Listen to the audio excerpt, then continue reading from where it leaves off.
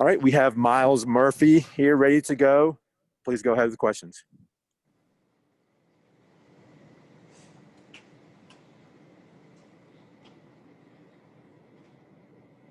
Hey, Myles, Trevor Gross from CUTigers.com here. I guess if you had any nerves going into the game Saturday night, you sure didn't show it. What was it like for you getting so much playing time and, of course, coming up with the 2 sacks? It was special, honestly. When the first drive out there, I was actually very nervous. But as usual, as you make the first contact on the field, all that anxiousness and jitteriness, it kind of just gets out of your body. And after that, I was just telling myself it's just football, same sport I've been playing for the past few years. And the rest of the game just really felt like high school ball, and I was just really doing what I do on the field.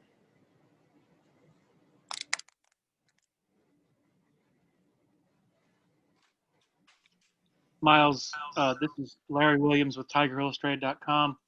Just curious how many times they tried to block you with a tight end or an H-back on Saturday night.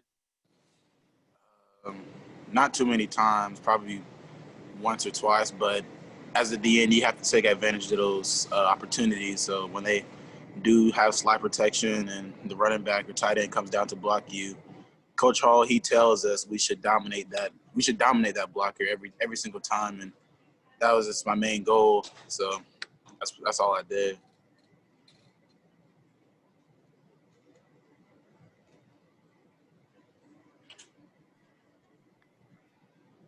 Myles, how did the Wake Forest offensive line compare to what you've seen going up against Clemson O-line every day in practice, both the first and second groups?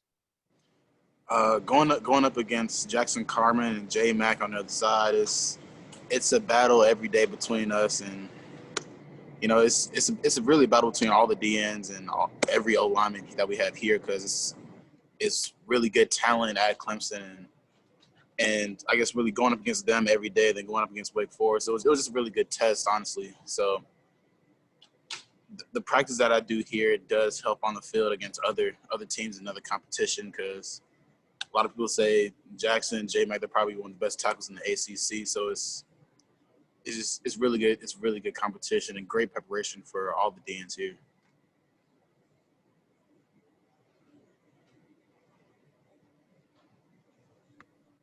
Hey, Myles, this is Grace Rayner with The Athletic.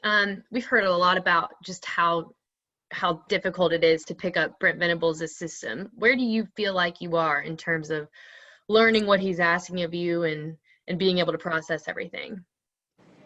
I honestly, all I can say is all I can do is my best to learn it. So I feel like I'm coming along pretty well with the playbook, and it honestly feels like he just keeps adding on to the plays, but that's just the defense coordinator he is, and that's what makes our defense so good. And all I can do is just keep learning the system, and I don't know everything, but for what I do know, it's paying off. So that's about it.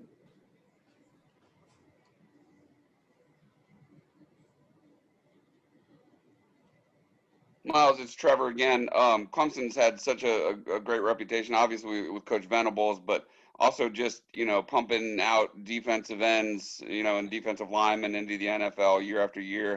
How much did that factor in with you in your recruitment? It actually factored in a good bit, because it's not just the outcome, but really the process of how the D lineman came in and how they grew as a person and as a player. And that entire process, that's really what drew me in to wanting to come here. And I was glad to be able to join that process, and be able to start that process here is actually I'm very appreciative to be a part of this process. Myles, Lou Bajak from the state. Who were some of the players that you kind of looked up to, especially on the defensive side of the ball, that you looked up to growing up, and like with their styles and everything?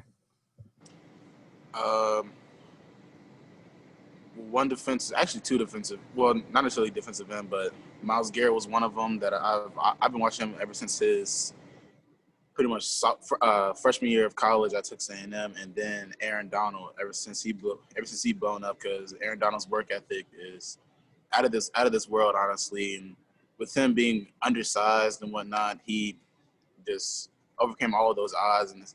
And with Myles Garrett's frame, like we have similar frames, similar playing styles, and I just kind of looked up to both of them, and I watched their game all the time.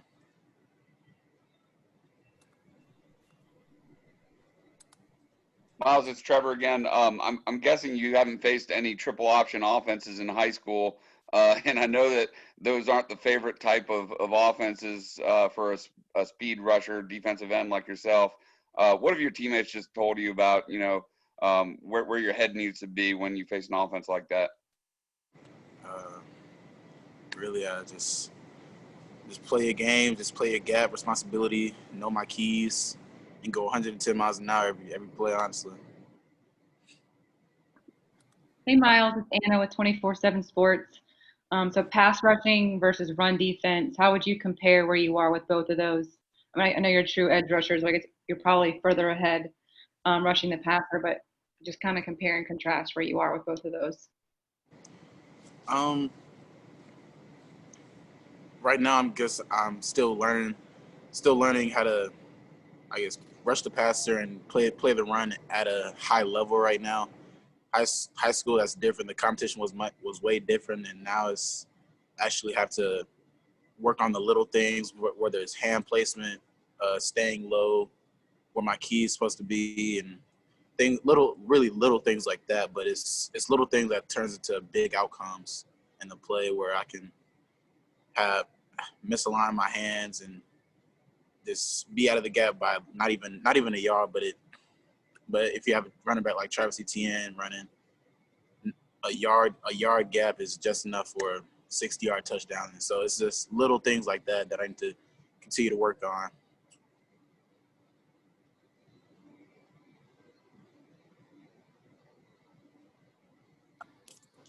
Any other questions for Myles?